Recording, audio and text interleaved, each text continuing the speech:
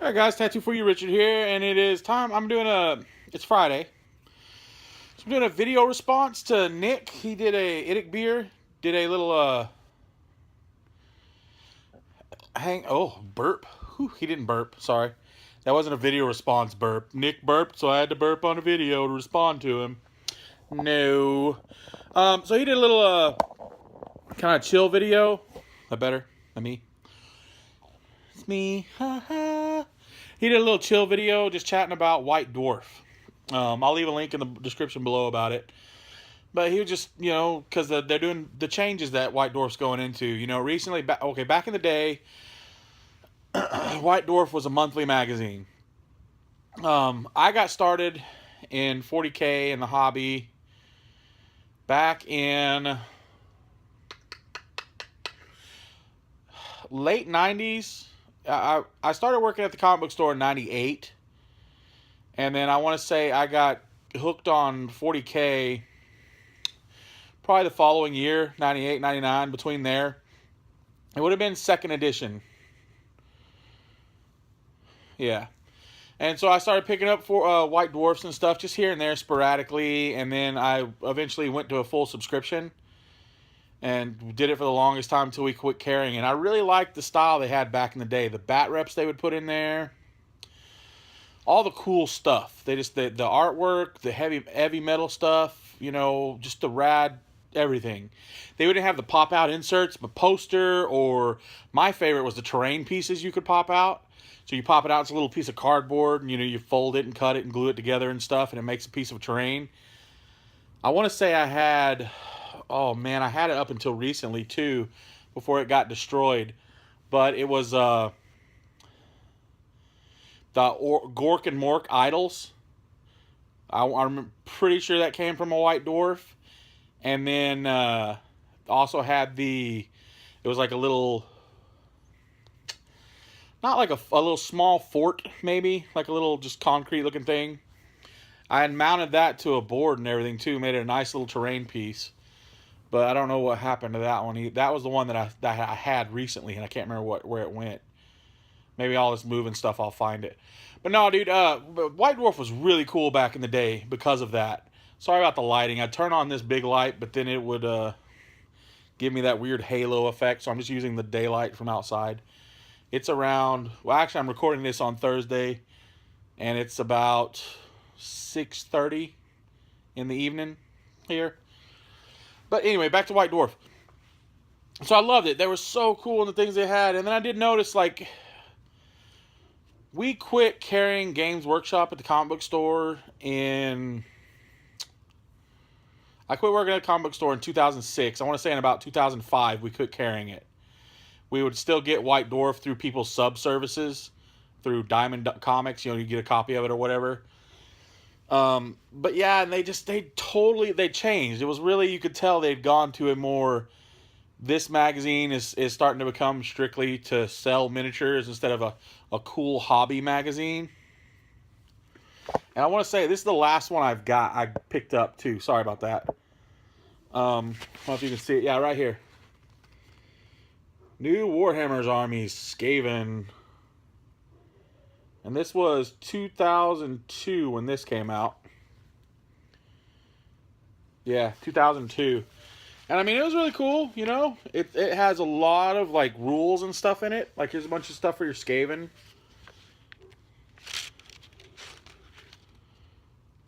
Other cool models. There's some high elf stuff in here. More Skaven stuff. On the back, it tells you what's coming up. They still did have, when they still had battle reports and stuff like that. You had the Sons of Horus. The Black Legion. You'd, of course, have your back, your section for mail order. You call mail order, and it's got all your little stuff coming out. You order all your new stuff. Oh, I remember that Dreadnought. I had that. That Chaos Dreadnought. I had that. Chaos Land Raider. Man, the prices. Chaos Sorcerer, $7.99. It ain't that way now. Heinrich Kimmler, whatever. Yeah, dude, but no, this is back in the day when White Dwarf was still cool. You know, the back section was mainly, you know, they had like this much of the magazine was ads and stuff. And, you know, and then the back part here was Lord of the Rings too, because they were doing the big Lord of the Rings kick. We got kids wandering in our yard playing Pokemon.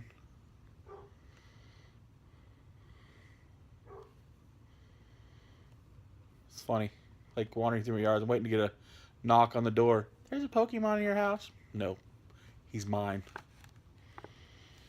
It's mine, brother. It's my Pokemon. I'm keeping him in my basement. Look. White scars. Oh. Sorry, I'm reminiscing, man. This is like the last White Dwarf I have. I don't have any left, and this is probably the last one I actually picked up, too. Oh, it's got my Croots in there. There's some Croot in there.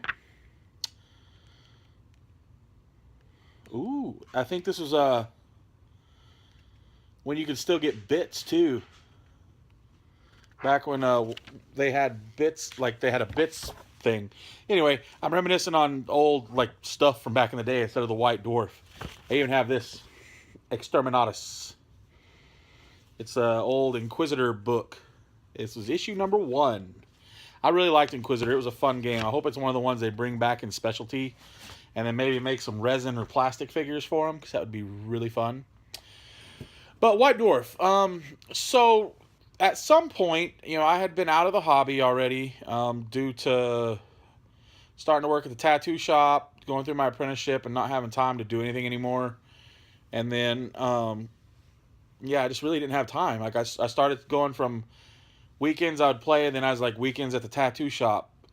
And then all the time I'd get off work from the comic book store at 5, 6 o'clock at night, and I'd go straight to the tattoo shop until they closed around 10, and then midnight on Fridays and Saturdays. But I would be there pretty much 24 hours a day, 7 days a week, be somewhere else and not home. So I couldn't hobby anymore. So I just kind of quit. And then somewhere in that span of time, up until I got back into the hobby recently, years ago, a few years back, they turned White Dwarf into a weekly thing. And then they made Warhammer Visions the monthly thing. And I have only checked out Warhammer Visions like offhand and like reviews and stuff I saw on YouTube. I lied a minute ago. I said I only pick up White Dwarf. This was the last White Dwarf I purchased. I have picked up the digital copies, like quite a few of them, especially recently with the Tau stuff, when the Tau started coming back out, putting out the new stuff and whatnot. I did pick up a few of those. But the deal is, you know, it's cool, but again, it's straight up geared for selling stuff. And there's nothing wrong with that. That's understandable, you know. They're a company, they sell things, but having a magazine about your products, give us more. I don't want to come this. I definitely don't want this to be a Games Workshop basher, you know. But you know, back in the day when a magazine, it was a hobby magazine. It was made for the Warhammer universe. The 40K, the Warhammer, now the Age of Sigmar. It was made for your company's universe, and it was hobby tips, tricks. I mean, look at this. Look at this. Look at that artwork, man. That is some classic old awesome artwork. You know, have things like that back in it, man. Make it a magazine again. Show this type of stuff. Have articles of tactics articles. Have bat reps. Have painting tutorials. Throw in those cool little inserts. That I would love to see. Some cool little inserts like that. Just these little cheesy terrain pieces. Dude, it's so awesome. You get those little things. It's for me, that's more of a draw to the company than anything. That would be like, man, they really care about us as the gamers and the players. I have had hair issues for a while now. I'm sorry, guys. And it's bothering me on camera. Anyway, stupid hair. At least I still have my hair. I could be like my brother and not have any. Well, he does. He has one little spot right here on top of his head. Looks like a little horn, but it won't grow. Ha ha. And he watches the video too, so ha ha in your face, sucker. You have the little no hair hot spot. Poop. Kind of wish it would grow because it would just go straight. And his hair is super curly too, so it'd be like a little curly mess. Poof. Like a little tiny mini afro right there on top of his head. I love my brother. He's cool. He's a good guy. But why? Yeah, the White Dwarf thing. They split them. Now they're gonna be changing White Dwarf back to a normal magazine again. Hold on one second, guys. So there we go. Sorry, I had this nagging cough that I've had for a while. But anyway, White Dwarf is going back to the way it used to be. Now, I use that term loosely. Used to be when. How are they going to do it is the question. Are we going to have, not knowing what Warhammer Visions was like, and only kind of offhand knowing it was like, where it was literally painted up armies and things like that, which is cool. I like seeing. I do agree with Nick, though. I can type online and type up Dark Eldar or Tau and see all kinds of painted awesome stuff. Go on Pinterest and you type in Tau or whatever, you'll get some sorority somewhere, but if you eventually weed that out, you'll get to the cool models. But that, again, that's cool, that's nice, but I don't want to pay that much money for that alone. The other mini White Dwarf once a week thing was cool because it gave you an update of what was going on, but it's like you're paying for the new release, paying to find out what's coming out in the future. If you get me. Because you would have minimum rules, which, we want you to buy the model kit. Give us the rules for free. No big deal. People are still going to buy the codexes. People are still going to need to know the fluff behind it and all that stories. Do that. That's cool too. They did have a few games recently in the White Dwarf, like the Knights game that just came out, the Renegade Knights box set. That game was in one of the old White Dwarfs, but it was between an Imperial Knight and the Storm Surge. From what I understand, I've read through that, and that entire game, the rule set they give you, that right there is the exact rule set for Renegades. The only difference is they turned it into a box set with 2 Imperial Knights in it, which is cool. Nothing wrong. Again, nothing wrong with that. But that's awesome. That's how I see White Dwarf. Give us little mini games. Give us campaigns and little campaign scenarios. They used to do that back in the day too. I hope that with this new the new revamping of the White Dwarf, they're bringing it back to the way it used to be, where we have things like that in there. That's my hopes for it. I can't remember when it's happening, and honestly, I can't afford to get it anyway, but I'd like to at least try to score a few copies of it, check it out, see what it's like, see if it's going to really be worth it again. And then eventually, once I can get back on my feet well enough to purchase things like that, I want to get a subscription for it. Because, I like White Dwarf, and I love hard copies. I love having this in my hand, flipping through it. That smell of a fresh magazine when you get it in the mail, it's like, oh, this smells like moldy, mildew, musty stuff. Smells like grandparents' attic. Ooh, blah. But, yeah, dude, if they could do that with White Dwarf, I would love it. You can still have your ads. You can still sell your models in there. Please, guys, Games Workshop, if for whatever reason you happen to see my videos, some random dude that works for Games Workshop happens to see my videos, bring back White Dwarf, the old format, the old way. Throw those articles in there. Throw the models in there. The rule sets in there. Throw the fun. Throw the hobby back into it. You'd bring the hobby back into the magazines and the hobby back into the aspect of this game. You're going to get the sales. You're going to get the people back in it because they're going to feel like you love them and you enjoy creating a game for us to play, not just selling models. I love you, Games Workshop. You're awesome no matter what. Collecting models or playing games. But the old White Dwarf was where it's at, man. Throw those inserts back in there. Throw me an Age of Sigmar poster in the middle of this. Or a 40, you got some new, you're revamping the Tyranid army in a few months or whatever. If you're going to throw out some new stuff, throw a Tyranid poster in there. Throw a Hive Fleet. I want a poster of the universe.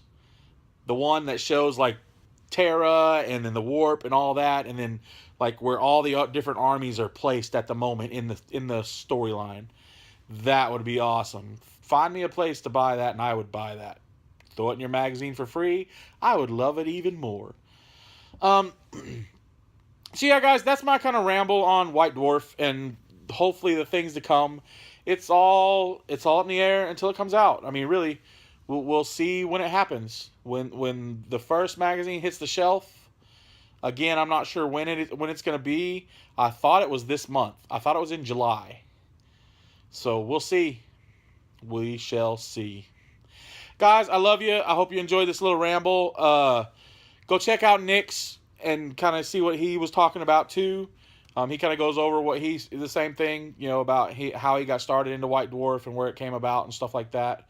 I think I've pretty much covered my aspect of it. I've been grabbing I picked up White Dwarf back in late 90s, early 2000s. And then they were cool back then. They kind of got meh from what I understand. And then when they split, they're okay. Bring back the old White Dwarf with this new revamping. That would be my happy spot. Anyway, guys, I love you so much. Oh, so much I blew the camera up.